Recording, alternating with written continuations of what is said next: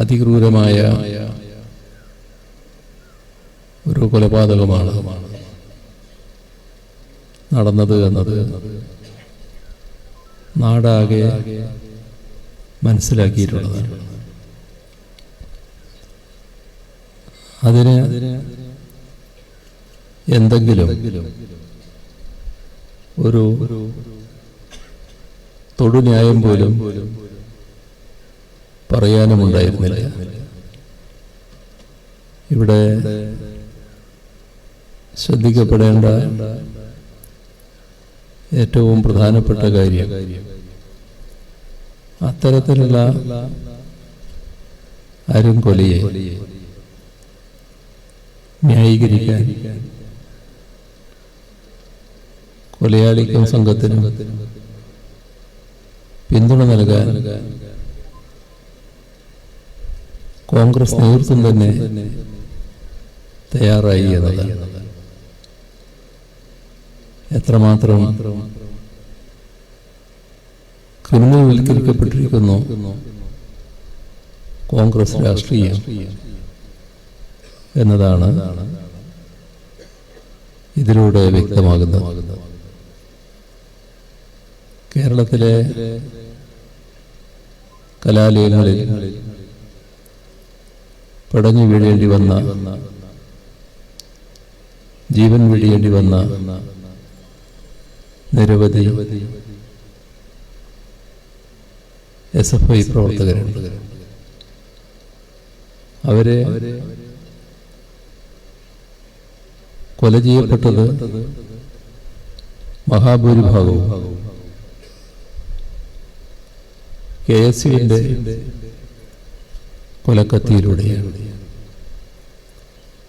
അപ്പോ എങ്ങനെയാണ്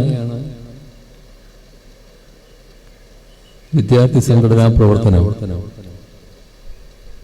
കോൺഗ്രസ് നേതൃത്വത്തിൽ നടക്കുന്നത് എന്നതിൻ്റെ ഉദാഹരണം കൂടിയാണിത്. ഒന്നോ രണ്ടോ അല്ല, നിരവധി ധീരജനെ പോലെ ഉള്ള സഖാക്കളാണ്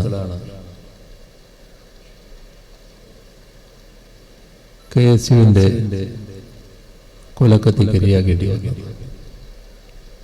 ഒരു ഘട്ടത്തിലും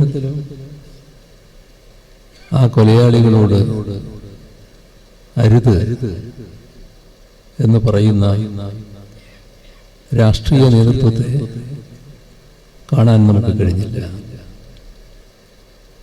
ഓരോന്ന് നടക്കുമ്പോഴും നാടാകെ വേദനിച്ചു. അറിഞ്ഞവരെല്ലാം വല്ലാതെ നൊമ്പരപ്പെട്ടു. പക്ഷേ കോൺഗ്രസ് രാഷ്ട്രീയ നേതൃത്വത്തിന്റെ മനോഭാവം മാറുന്നില്ല. തുടർച്ചയായി ഇതുപോലുള്ള സംഭവങ്ങളിലേക്ക് എത്തുന്നത്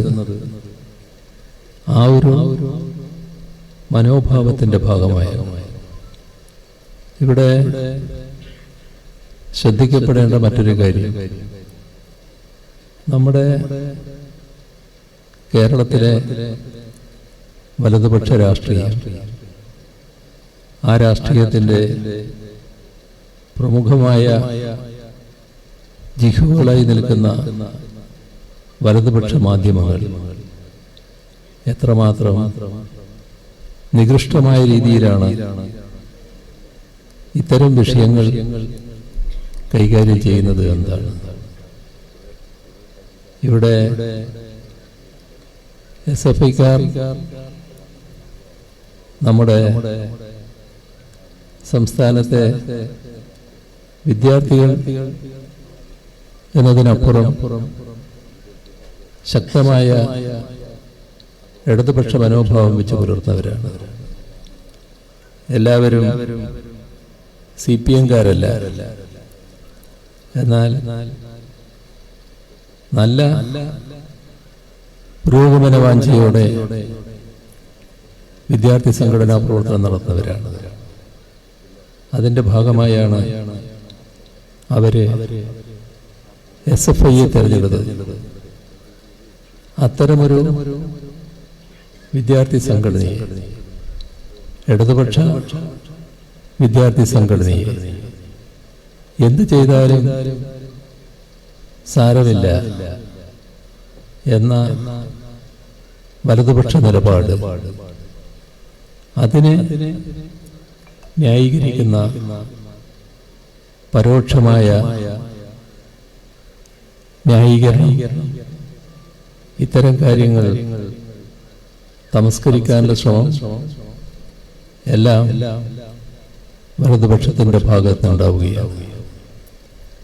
നമ്മുടെ വലതുപക്ഷ മാധ്യമങ്ങൾ പലപ്പോഴും സാധാരണ മനുഷ്യൻ പാലിക്കേണ്ട ധർമ്മങ്ങളെക്കുറിച്ച് ഉപദേശിക്കാറുണ്ട്. എന്നാൽ ഇടതുപക്ഷ ആഭിമുഖ്യമുള്ള വിദ്യാർത്ഥി ആക്രമിക്കപ്പെട്ടാൽ, കൊല ചെയ്യപ്പെട്ടാൽ അവരുടെ ധാർമ്മിക ചിന്ത ഒരു ഘട്ടത്തിലും ഉയരുന്നതായി കാണുന്നില്ല. എത്ര അധപ്പതിച്ച നിലയിലേക്കാണ് ഇടതുപക്ഷ വിരുദ്ധത താഴുന്നത് എന്താണ് നാം കാണേണ്ടത്. ഇവിടെ കേരളത്തിലെ വിദ്യാർത്ഥികളിൽ ഒരുപാട് പേര് ഇപ്പോഴും ആക്രമണത്തിന് വിധേയരായിട്ടുണ്ട്. ഈ ഘട്ടത്തിലും ആക്രമിക്കപ്പെടുകയാണ്. മരിച്ചില്ല എന്ന് മാത്രം, എന്നാൽ കൊലപാതക ശ്രമമടക്കം നടന്നുവെന്ന് വാർത്തകൾ നമ്മൾ വായിക്കും. വിവിധ കലാലയങ്ങൾ, വിവിധ വിദ്യാർത്ഥികളുടെ കൂടിച്ചേർന്നുകൊണ്ടുള്ള പരിപാടികൾ എല്ലാം അലങ്കോലമാക്കാനുള്ള നീക്കങ്ങളാണ് ഇവിടെ നടന്നുകൊണ്ടിരിക്കുന്നത്. അപ്പോഴൊന്നും അരുത് എന്ന് പറയാൻ ഒരു രാഷ്ട്രീയ നേതൃത്വം കൂടെയില്ല. അവര് പ്രോത്സാഹിപ്പിക്കുകയാണ്, വീണ്ടും വീണ്ടും പ്രോത്സാഹിപ്പിക്കുകയാണ്. ഇത് നമ്മുടെ നാട് തിരിച്ചറിയേണ്ടതായിട്ടുണ്ട്.